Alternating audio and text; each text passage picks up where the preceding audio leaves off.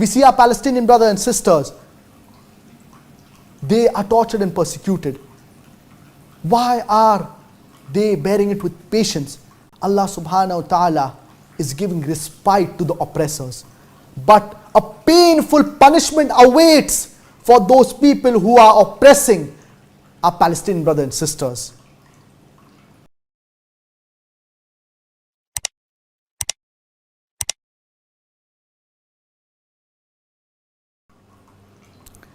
We will take the next question. My name is Subhan. I'm 26 years old from Tajikistan. Allah subhanahu wa ta'ala in Surah Al-Muhammad chapter number 47 verse number 7 says, if you help Allah, then Allah will help you.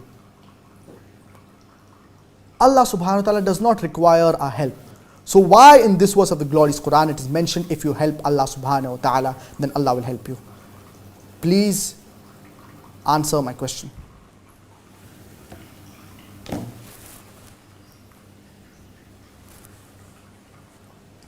Allah subhanahu wa ta'ala does say in Surah Al-Muhammad chapter number 47 verse number 7, Ya ayyuhalladhina amanu in tansurullaha yansurukum wa yuthabbit aqdamakum. Oh, you who believe, if you help Allah, then Allah will help you and He will keep you steadfast.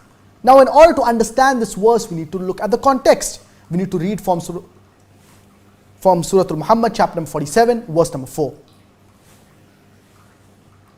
Allah subhanahu wa ta'ala says in Surah Al-Muhammad chapter number 47 verse number 4, when Allah subhanahu wa ta'ala talks about the situation of war, when the believers meet the enemies, and Allah subhanahu wa ta'ala tells the believers to strike the neck of the enemies. And later on Allah subhanahu wa ta'ala talks about the reward for the believers, that Allah subhanahu wa ta'ala will give them paradise. And then in verse number 7 Allah subhanahu wa ta'ala says, Ya ayyuhalladhina amanu in tansurullaha yansurukum wa yuthabbit aqdamakum. That oh, you believe, if you help Allah, that is if you aid in spreading the message of Islam, if you are obedient to Allah subhanahu wa ta'ala, then Allah subhanahu wa ta'ala, He will help you and He will keep you steadfast.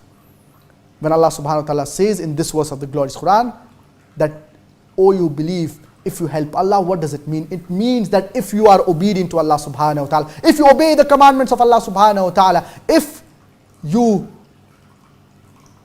live your life as per the teachings of Islam, then Allah subhanahu wa ta'ala will help you. If you strive in the way of Allah subhanahu wa ta'ala, Allah subhanahu wa ta'ala will help you. As Allah subhanahu wa ta'ala says in Surah Al-Ankabut, chapter number 29, verse number 69, وَالَّذِينَ جَاهَدُوا فِينَا لَنَهْدِيَنَّهُمْ سُبُلَنَا وَإِنَّ اللَّهَ لَمَعَ الْمُحْسِنِينَ. And those who strive in our way, we shall surely open up their pathways. So if you strive in the way of Allah subhanahu wa ta'ala, Allah subhanahu wa ta'ala will help you.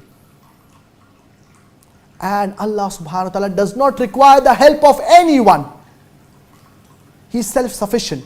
It is we who require the help of Allah subhanahu wa ta'ala. So if we aid in doing da'wah, in spreading the message of Islam, we will find success in this life and the next. If we are obedient to Allah subhanahu wa ta'ala, we will find success in this life and the next. And if you look at the lifestyle of our beloved Prophet Muhammad, may peace and blessings be upon him. The first 13 years of prophethood, during the Meccan period, the Muslims, they were tortured and persecuted. Yet they were patient and they had hope in Allah subhanahu wa ta'ala. And because they were patient, Allah subhanahu wa ta'ala granted them victory later on when they went to Medina and during the battle of Badr. And later on during the conquest of Makkah, when they came in thousands. And the Prophet, peace be upon him, forgave those people who oppressed and persecuted him. Why were the Sahabas granted victory? Why was the Prophet, peace be upon him, granted victory?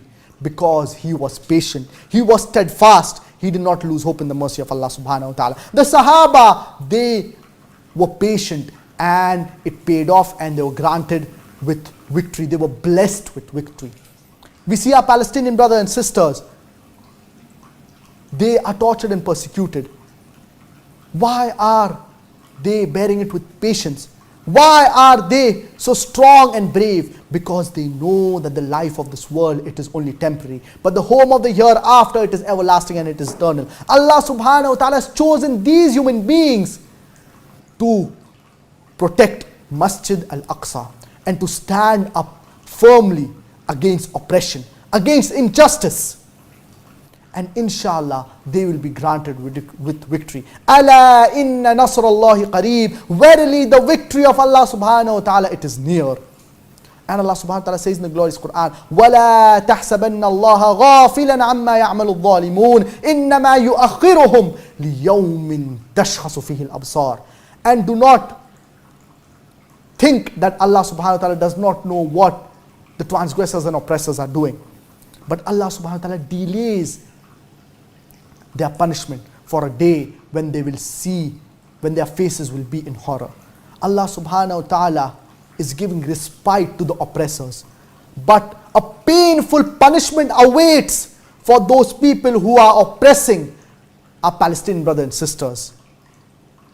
Many of them may go scot-free in this world, but on the day of judgment, Allah subhanahu wa ta'ala will hold them accountable for the oppression that they have done. And Allah subhanahu wa ta'ala will inshallah reward our Palestinian brothers and sisters with the best reward. And we pray to Allah subhanahu wa ta'ala that we admit all of the martyrs from among our Palestinian brothers and sisters with Jannatul Firdaus. So what we learn from our Palestinian brothers and sisters is that they are strong and steadfast. That's the reason they are content with the mercy, with the decree of Allah subhanahu wa ta'ala. And they have the contentment of heart. And they know that their family members who have passed away, they have gone to a better place. And they are martyrs who strove and who died for the sake of Allah subhanahu wa ta'ala. So I hope that answers your question.